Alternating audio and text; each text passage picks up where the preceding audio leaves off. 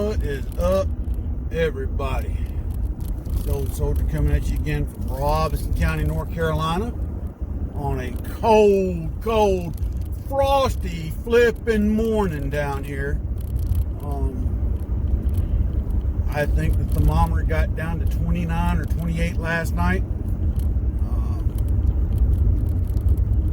We slept comfortable in the camper. I'm not going to say it was, as soon as you get out of the bed, if you put your naked feet on the floor, you can feel how cold it is. Did run the furnace, but it only kicked on a handful of times last night, so that's, I'd say it's good. We were using one of those plug-in oil radiator heaters, and so turned it on last night and put it on its medium setting, and it may have stayed on all night, it may not have, I'm not sure, but it kept the main living part of the camper warm. We had a little electric that we plugged in the bedroom area that it might have kicked on a handful of times last night as well, because it's got a built-in thermostat. Anyway, shake a stick at it, we stayed comfortable. Nobody woke up this morning with frostbite, but living in the camper has its advantages, folks, and it has its disadvantages. I think me and Mrs. Old Soldier, once we get the new house up, probably going to take this camper back to where we got it from, or another dealership. See if we can get one with a slide out in the living area for more room. When we get the grandbabies, they'll have more room to run around and do stupid stuff in.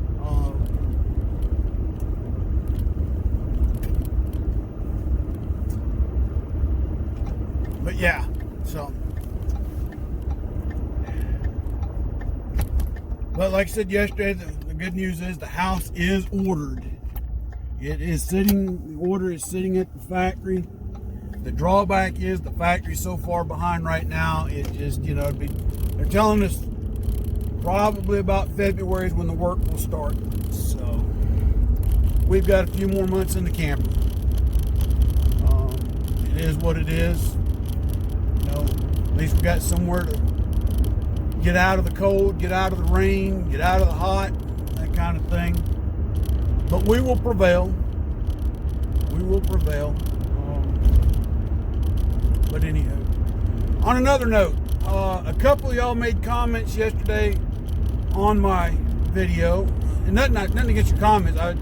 I could read them when I pulled them up in the notifications, but when I actually went to the video link or in the YouTube Studio app, it wouldn't let me see them. Don't know what's going on there, folks, but I do appreciate your comments. Wayne, especially yours about the MREs. I got it, but like I said, it just wouldn't show up in the main comments, and I went to check to see if YouTube flagged it for spam, and it didn't. So I don't know. Maybe YouTube's finally cracking down on me because I don't like Joe Biden or Kamala or Harris. Go figure. Maybe their algorithms are starting to track me finally. Who knows? Not that I really care. I pay for a premium service on YouTube, so I believe that I'm entitled to express my opinions the way I see fit because I'm paying to use their service. And for that, I believe that they have no control over what I have to say. Now, if I was not paying for their premium service, then yeah, I get it. But I'm paying for a service to use as I see fit. So they can kiss my fourth point of contact. As I've said before, if you're a paratrooper, you know what your fourth point of contact is. But I will cover the 5 points of performance. Balls of the feet, calves, thighs, push-up, buttocks, and then the push-up muscle. Buttocks being the fourth point of contact. So that's what YouTube can kiss of mine. Y'all can figure out the rest for yourselves. Y'all are smart individuals.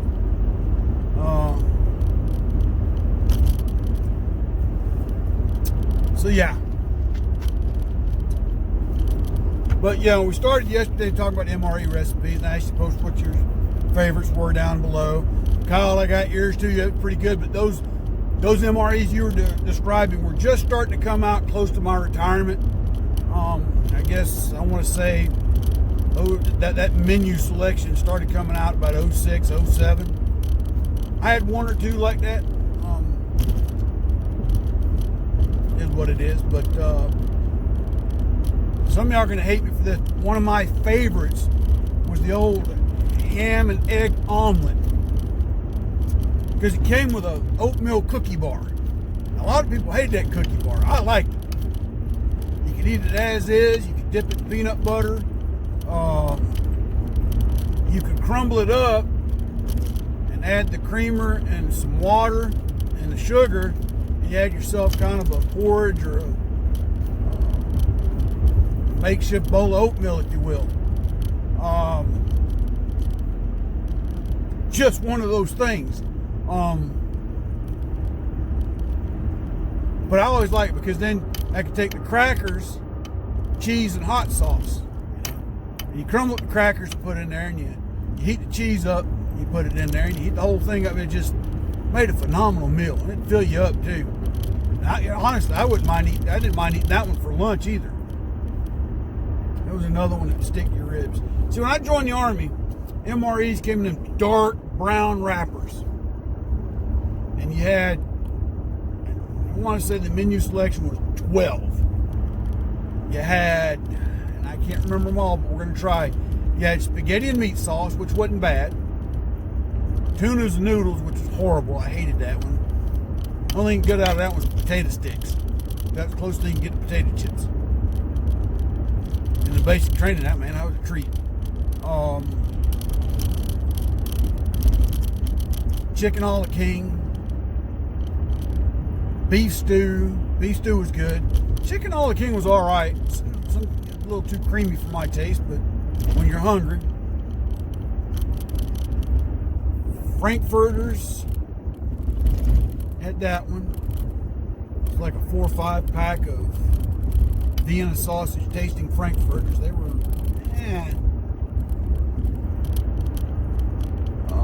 so that's 5. What was the other one? I want to say there was chicken stew. Oh, yeah, the ham turkey loaf. Yeah, ham turkey loaf. Or was it ham and chicken loaf? And either way it goes, it was a really horrible meal. Then there was the dehydrated pork patty. It was basically a dehydrated sausage patty. And no amount of water could ever get the horrible salty aftertaste out when you bit into it. How the Army ever approved that one, I'll never know. There was a couple more, and I'm trying to remember what they were. Oh, there was kind of a chili barbecue beef and rice. That was it. There it is. It's coming back to me now. That one was pretty good, unless it was cold. Now, if it was cold, it just kind of tasted like slime, or felt like slime. It tasted like what it was, but it just felt like slime going down, in my opinion. I think there's one more that I'm missing. I can't entirely remember, but you know, one of those things. Then by the time the Gulf War kicked off, they had upgraded to, I think, the 2nd generation MRE, and that's when the ham and egg omelet come into play. They had added some other menus. I'm trying to remember what some of them were. They were certainly better because they came with MRE heaters, so you could actually slide your main course packet in and heat them up without having to heat them in a pot of water all the time if you didn't have electricity or another means of heating your MRE. Of course, we all know MREs progress. Now one that I've been watching that I've thought about ordering are these Strike Force. I think they call them rations. It's kind of like a 24-hour deal. It's basically a sandwich with some snacks. And everything I've read up on them, they're kind of designed for the first 3 days of combat. It's the way they say it is. You know, you go in, you get 3 of these. It's supposed to last you for 3 days. Okay. Anybody that's ever had to hump a ruck knows when you get your MREs, you don't stuff them in there the way that straight out of the wrapper. You cut the wrapper open, you take out what you're going to eat, and you toss the rest or trade, what have you. At least that's what we used to do when we were going, like we were going to jump into the field or simulate jumping into the field, depending on weather and aircraft, crap like that. And we knew the first few days what we ate is what we put in our rucks. So you go through you draw how many MREs they say you're supposed to have, and then you go through it. It's just cut weight, not what it amounts to. And a good way to save on that, let's say you took chicken a la king, right? And you only ate half of it during the lunch meal. You take a Ziploc bag and fold it down and finish it later. Not too long later, because it's like anything else, once the air gets to it. But another study I did, where MREs kind of got their idea from, the old alert rations from Vietnam that were basically freeze-dried rations that were issued to these long-range units. And all they did was add a little water to it and rehydrate, and they could eat them. But the whole thing about military operations and feeding, field rations have come a long way. Why I picked this subject today, I don't know. Maybe to carry on from where we started yesterday, because I'm tired of talking about all the other stuff. We all know what's going on in the world. But military rations have come a long way. In the Civil War, a lot of times guys lived off of hardtack, coffee, and beans. They were lucky if they got meat on a regular basis. They were lucky if they got fresh baked bread on a regular basis. The best that a lot of times they could do is they would get a ration of beans, hardtack, coffee, sugar, salt. Because a lot of the meat they got was salted, whether it was salted pork or salted beef. Poultry, not so much. If they were, if a unit came near a farm, chickens might come up missing every now and again, I guess. But normally the beef and pork, salted, kept. And, the drawback to it was, if you issued it to them, they had to boil it and soak it for golly knows how long before they could actually make it palatable. And it wasn't always the freshest of salted meat either. A lot of times that stuff had been salted for quite a while. Not that it is spoiled, but that salt permeates everything. It takes a while to get it, the majority of the salt out in order to just cook it. Now, if they were in an encampment, a lot of times they'd get a daily ration of bacon, fresh bacon. But when on the march, hardtack, beans. 2 items that are relatively easy to cook. And part of it has to do with technology, preserving food too. Eventually, canned beans started becoming a thing. Became issued to troops. Canned meats. World War, let's jump up to World War I. We started seeing the advent of a lot of canned rations being issued. And usually it was what they called bullied beef. It was basic corned beef in a can. Beans, crackers, or as the British call them, biscuits.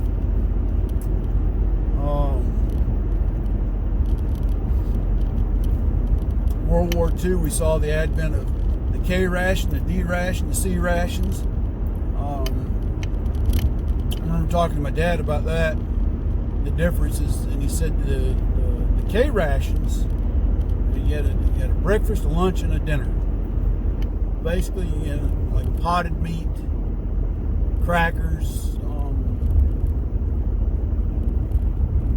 chewing gum, cigarettes, coffee, flavor packet for water, like lemonade or some other flavor. Lemonade being the most common, most prevalent. The D ration, what it was basically a highly enriched and highly infused chocolate bar. It was a chocolate bar that had been fortified with a ton of vitamins. It was like an emergency ration that could be issued, and it packed a lot of calories and had a lot of energy behind it. Then there was the C rations that they would get, but they also had what they called 10-in-1 rations. Those that have been in the military, especially in food services, know what a 10-in-1 is, because they still have a variant of 10-in-1. It's where it's a kit issued that can feed one man for 10 days or 10 men for 1 day. That's why they call it 10-in-1. When they would be camping, Dad said he would do a lot of the cooking for his, squad mates and people. Of course, my dad, one of his friends, I'm going to tell you this story, and I'm going to have to close it out. I think we'll continue this about rations tomorrow. Shortly after D-Day, I can tell by the grin on my face, it's going to be somewhat amusing. GIs were notorious on, during the D-Day operations and the fighting in France. If they got near a farm, they would go raid and get eggs and chickens and what have you. Well, there started to be a rash of GIs killing livestock. And that livestock, they would kill that livestock and then go cook it and eat it. Well, my dad, one of his squad mates, and right before they did this, an order come out, stop killing the French farm life. We're trying to build relations, blah, blah, blah, blah. My dad and his buddy went to their lieutenant and said, "Sir, there's this old cow out there in the pasture, and it is just suffering horribly from shrapnel wounds. The only humane thing to do, Lieutenant, is to put it down and put it out of its misery." The lieutenant was reading the paper, Stars and Stripes or something. He said, he just kind of looked at him, "Okay, go ahead, whatever." About 2 hours later, they go up to the lieutenant and said, "Sir, how do you like your steak cooked?" They'd gone out and dropped it with an M1 rifle and then carved it up with 2 old GI pocket knives. That was one time my dad said he wished he had a good butcher knife because he could have saved more of the meat than they. But they took it around and shared the wealth, kind of thing. And I remember that because when my daddy died, Mr. Beaver, who was my daddy's lieutenant, wrote my mom a letter about their time together in the war, because after the war they become best friends. And he can remember my dad waking him up saying, "Sir, how do you like your bacon and eggs?" Because my dad had scrounged some bacon and eggs. Or if he'd go off to a meeting, my dad would finish his foxhole for him, kind of thing. But he mentioned the part about, "How do you like your steak cooked, sir?" Anyway, folks, that's all the time I got for today. God bless each and every one of you. I will talk to y'all again tomorrow. We'll just continue this conversation about rations. I think it's kind of interesting. And I'm trying to do some more research about some other ones out there. But tell me in the comments below if you've tried foreign military rations. And if so, what were your favorites? But until tomorrow, God bless. Take care. Soldier out.